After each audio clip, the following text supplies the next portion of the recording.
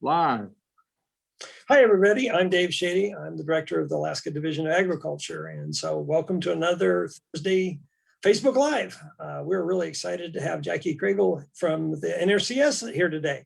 And they're working on a lot of programs, but what we got today is a presentation about one of their programs that has a deadline coming up. So without further ado, Jackie, why don't you go ahead and introduce yourself, give a little background of how you came from Ohio and through the ranks into Alaska, and then give us your presentation, because I think it's really important for people to know what's available out there. Thank you so much for that introduction. Like you mentioned, I'm Jackie Kragel. I'm currently the program specialist here in Alaska. I cover the entire state, not specific to our state office region, which is Palmer. I originally started my career in Iowa with the Natural Resource Conservation Service as a technician, and slowly channeled myself through Iowa through different positions, still within the Natural Resource Conservation Service. Transitioned over to Colorado for a couple years. Now I'm here in Alaska. Still fairly fresh in Alaska, so you'll have to bear with me if you have any specific questions, but super excited to be here and promote the Natural Resource Conservation Service and what we can help offer our landowners and customers. Great, that is super. So John, can we put up the presentation?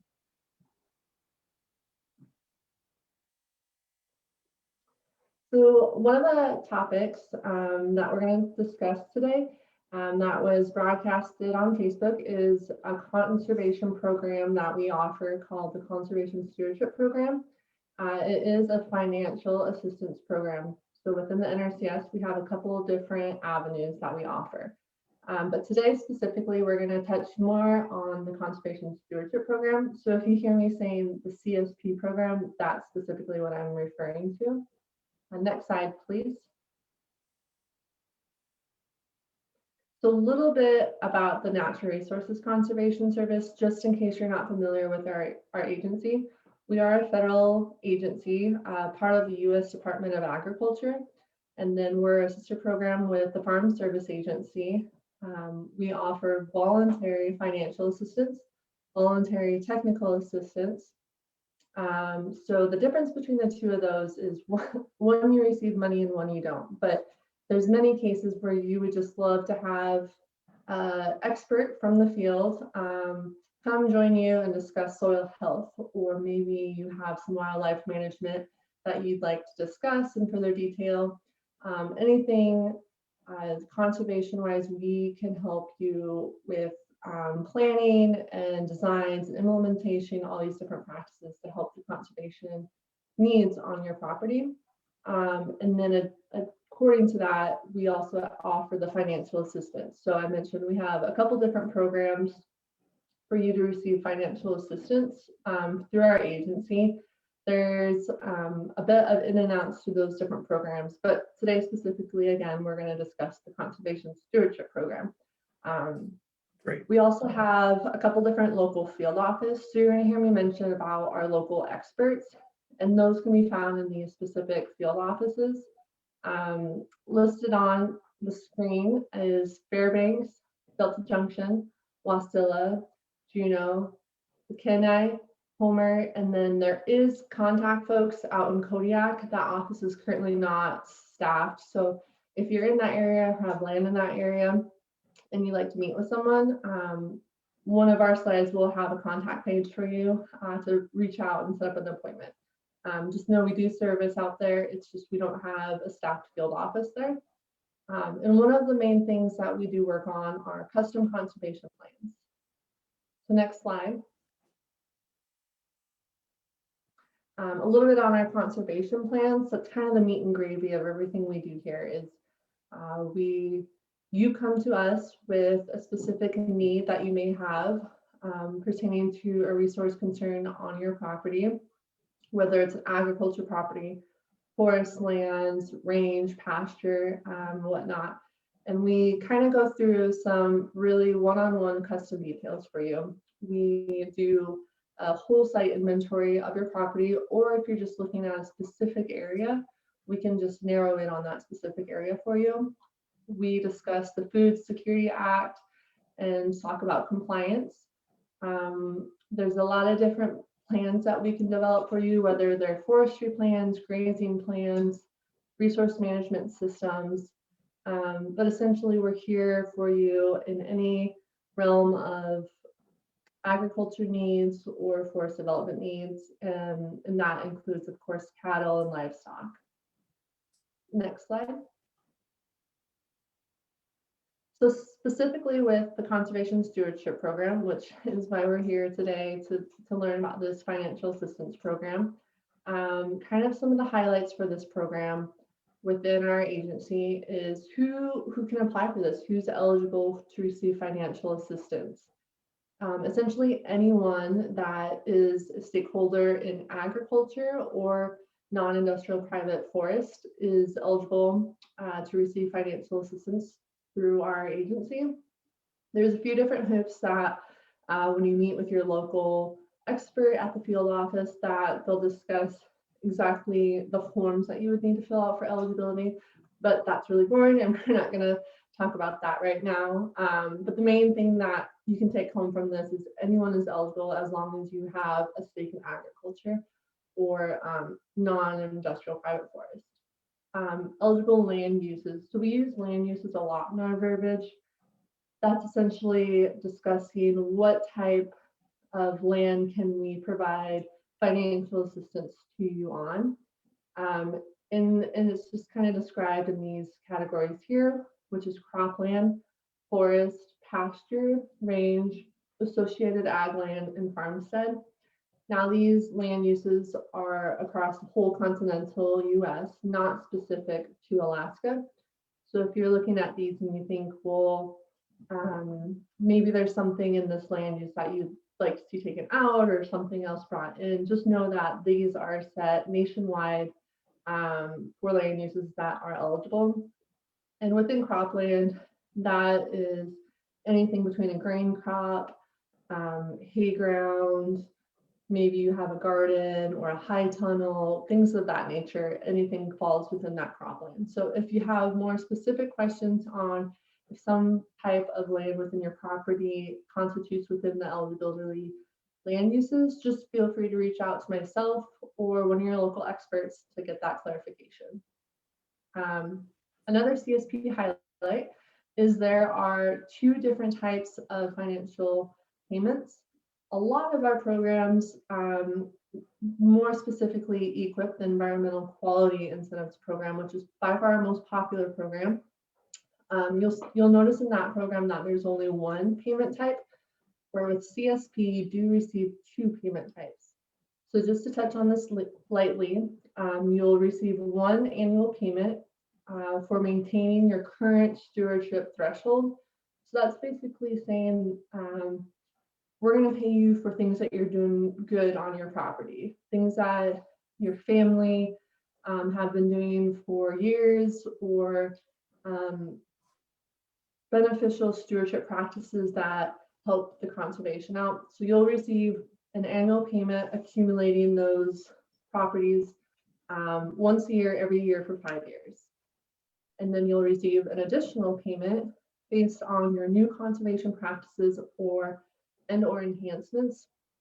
And that's where the contract development would come from within this financial assistance program. Would be perhaps you have a potato field, or maybe you have some corn out there and you're doing cover crops already, but you're wanting to bump up your cover crops, maybe add in some new species to your cover crop mix. That's kind of where you would have an existing payment annually for doing cover crops, which is a good stewardship action. And then you'd receive an additional payment for the new conservation practice, which would be, adding a variety of species to your cover crop mix. That's a little example for you for the two different payment types. Another CSP highlight is you have, again, the one-on-one consultation with your local NRCS planner. In the CSP program, the Conservation Stewardship Program, is committed to 5 years. You could renew that at the end of the 5 years. That's a whole other animal to talk about renewals, but You can renew after 5 years. So EQIP, if you're familiar with that program, again, that's our more popular program. That's, you know, anywhere between 3 to 5 years of a contract. This one is a mandatory 5 years within your contract. Next slide, please.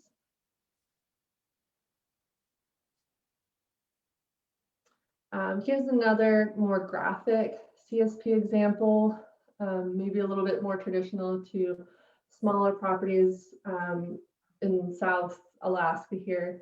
So perhaps this is 5 acres. You have some non-industrial private forest in the back. You could have some cattle grazing off to the side within the forest, or maybe you have a section penned off and are doing a little bit of a grazing system. You have a high tunnel, which stores your vegetables and your produce, which is considered part of your cropland. You might have some outdoor crops and an outdoor garden bin, and maybe some wildlife management. Within the USDA, we're really encouraging pollinators and pollinator habitat. And so any of those kind of avenues fall within the Conservation Stewardship Program. So if you're looking at your acre and you're thinking, man, I don't have that many acres. How would I be eligible? How would there be anything applicable for me? Just know that you don't need all these different types of land uses or managements. You could come to us with maybe 1 or 2 and know that we can help you find something to help improve your property.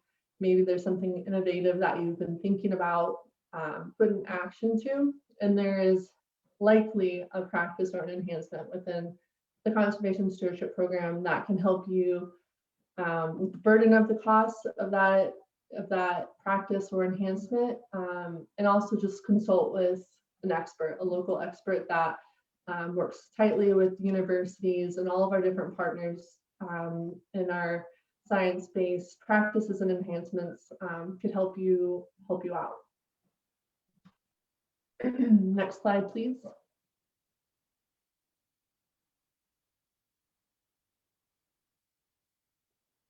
Next slide, please. Some additional resources for some things I touched on. The Conservation Stewardship Program webpage has a lot of really great information on there. Your local field offices, I mentioned those before, but there is a hyperlink that you can click on the field office location, and it'll bring you to your screen the address and then the telephone numbers of those individuals that you can reach to. Of course, our Alaska NRCS homepage, and that you can really dive into everything that the NRCS can help you with. Like I mentioned, we have so many financial assistance programs and also just technical assistance that we can help you with. It's a great way if a lot of things are a little fuzzy for you that I've talked about with, you know, what is a conservation practice? What is an enhancement? You can kind of start doing some literature search there. And of course, my information there at the bottom. Feel free to reach out to me at any time, and I can help get you in the right direction of what you're looking for or who you may need to be in contact with. Do we have any questions? So one of the things you said in there, and it's, you know, government blurbs, right? It says USDA compliant. So I'm assuming you're talking about registering with the FSA and that. So is there any kind of a advice you got for somebody to come in and how to kind of get started in this? Yeah, great question. So a lot of folks that may not be familiar with the NRCS may be new to USDA also. Like I mentioned, we're a branch within the federal government. And so there are some different ways you need to involve yourself becoming eligible and fall within it.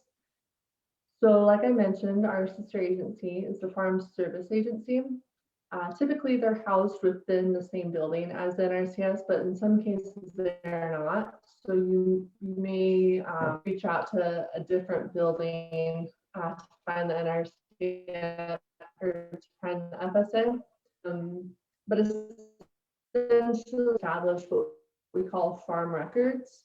And that's a discussion, some forest ground, we have some vegetables we've been growing, and you just basically need to register that with FSA, and they put it in their database. It's not shared with any other sites. It's for mostly the bureau information and the government information, but it's essentially a really quick document that you fill out with them. And then if you are having any grain crops or anything that you're implementing machinery on, there are a few different compliance within the Food Security Act that require you to document what type of management system you're using, just to determine if there's any soil erosion factors. Typically, this is more common in the lower 48 and high agriculture states, like where I came from, Iowa. That's a lot larger factor. We like to have our participants farming in a sustainable manner, and to be eligible for FSA subsidies, they need to meet a certain threshold. So it pertains naturally up here as well, since they are considered agriculture producers, but it is more common of a factor down in the lower 48.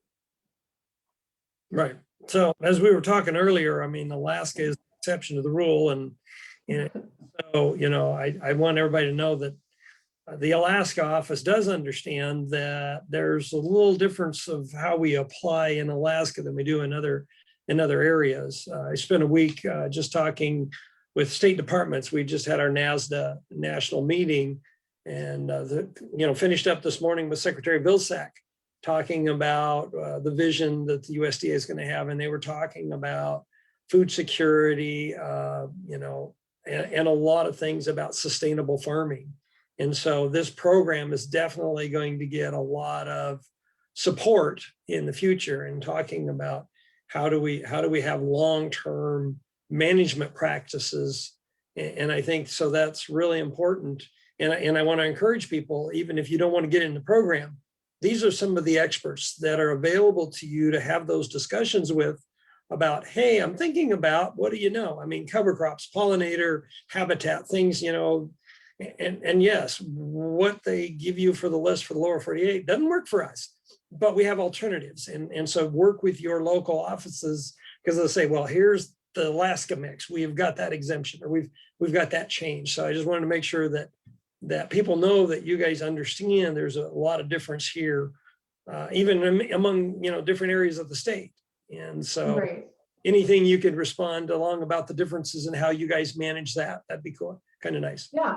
So we do offer folks, actually we strongly encourage folks to reach out to your local field office or reach out to myself and advocate those needs that you do have. It may be something that we can fit into an existing program or practice, but there are a lot on those lists that don't work up here in Alaska. So we are given opportunities to develop new conservation practices, enhancements, innovative ideas that we can then pose to our national headquarters and say, hey, this practice that we already have in our NHQ list doesn't quite fit Alaska's needs. We could get it to fit if we tweaked it a little bit. Here's what our recommendations would be to tweak it, so that way it's more user friendly to our folks up here in Alaska. And they take that in, and more often than not, they say, okay, that makes sense. Here you go. Here's your exemption. Let's get it out in the field. And so we do offer that, and we encourage that. We haven't had a lot of that feedback yet. So outlets like this that you're providing for us today are really helpful for us to get the word out that just because there's not something that fits you or your operation right now doesn't mean that we can't help you get it to fit, but we just need a little help from the field first. Right. We were talking earlier. I mean, we are the government, and yes, we are here to help.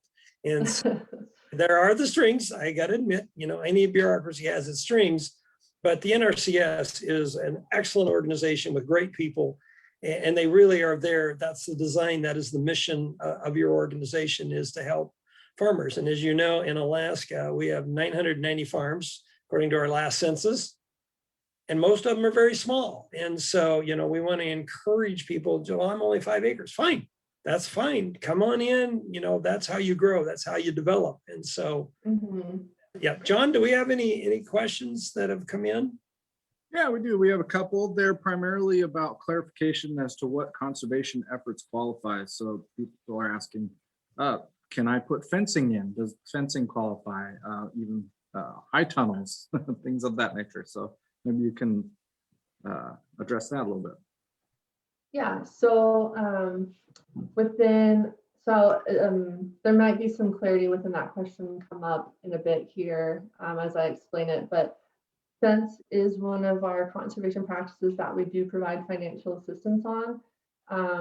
And fence, you know, that's such a broad term. Are you talking barbed wire fence? Are you talking high tensile? Are you talking electric, solar panel? There's a million different avenues within fence that you can get into. And we do offer a large variety of different fence options for financial assistance. And it does need to address what we talk about within the NRCS as a resource concern. So to back up a little bit, a resource concern is some kind of conservation issue that we are needing to improve on, enhance, something along those lines. So perhaps you currently have no fencing system, and you have livestock and you're wanting to graze your property a little bit differently, maybe have some high intensity grazing system implemented or section off the grazing so it's not hit so hard across the whole acreage. We can help with fencing to divide up your property. Another example would be if you have currently some really scraggy, poor quality of barbed wire. Barbed wire we don't encourage. That's not one item that's in our conservation practice list. So we would, you know, maybe you want to improve on that fencing structure to benefit wildlife and add some wildlife crossing areas or have it be more wildlife friendly. That's something that we can help with for fencing. If you're talking within your question about does fencing help me within my stewardship threshold, it would just depend on what type of fence you have and what the purpose of it is for. If that helps clarify that question. What are some of the other, I think the other part was that what are typical conservation practices that are in play in Alaska that you might identify so that people are like, well, that's just been what I'm doing, but oh, well, that's kind of cool. All right. So what would those be? Man, you really hit me with a hard one here. So I've been in Alaska for roughly maybe 5 months now. So I'm still getting used to it here. That'd be a great question for the field.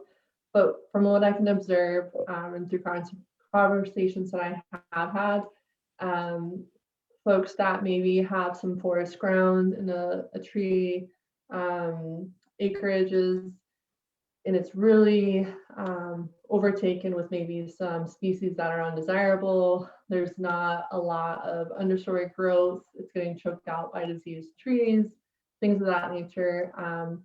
And you've done a little bit of thinning, but you could maybe do some more, or you could enhance your understory if you graze it or for wildlife purposes. So different options we have would be thinning or clearing some trees out, restoring the undergrowth vegetation by interseeding with, you know, whether it's native species or foraging biomass species that you can plant in there. There's a lot of soil health is one of those big dinger words, and we really encourage soil health with the USDA. So I'm not sure, again, I know we have a bit of crop rotations up here. So if you're doing maybe a monoculture now and you want to get into a crop rotation or enhance your current crop rotation by adding in some cover crops, things of that nature, I think maybe something that Alaska growers are doing right now. But again, that question I'm not fully capable of answering just with the length of time I've been here, but certainly reach out to folks in the field office and they'll be able to help guide you through that Perfect answer. Actually, well done. Thanks. What else we got, John? Oh, that's about it so far. Okay. All right. Well, our half hour is about up. What I try to do is give you the last word. So we really want to thank you for coming down and talking to the division and to all of our farm communities. So any last words? I just want to thank you all for coming on and joining us on this live event, or if it's something that you're watching after hours. I really appreciate your time and your interest in improving your natural resources for yourself or for your neighbors down the road from you. We all have this earth, and we want to take care of it and take care of it for ourselves and the people around us. And so by you showing interest in today's live video, just really warms my heart knowing that there's all you out there that are interested in your conservation needs. And I just want to let you know that I'm here to take any questions. My information is available on one of those slides, and then definitely reach out to your local field offices and get in contact and just invite them out to your property. We are here to help you. It's completely voluntary program.